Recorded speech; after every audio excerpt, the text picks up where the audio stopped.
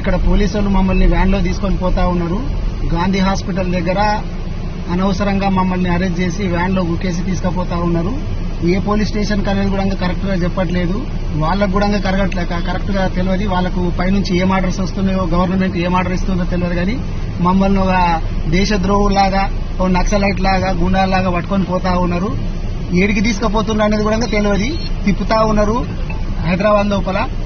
కాబట్టి ప్రజలందరూ కూడా ఈ గమనించాలని చెప్పి కోరుతా ఉన్నారు.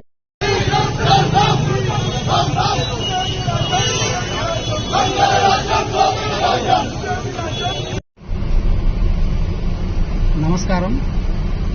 ఇక్కడ పోలీసులు మమ్మల్ని వ్యాన్ లో తీసుకొని పోతా ఉన్నారు.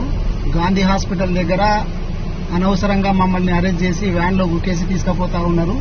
ఏ పోలీస్ స్టేషన్ అనేది కూడా కరెక్ట్ గా చెప్పట్లేదు.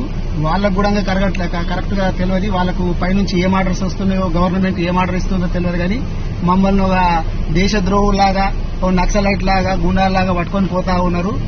ఏడికి తీసుకుపోతున్నారు అనేది కూడా తెలియదు. తిప్పుతా ఉన్నారు హైదరాబాద్ లోపల. కాబట్టి ప్రజలందరూ కూడా ఈ గమనించాలని చెప్పి కోరుతా ఉన్నారు.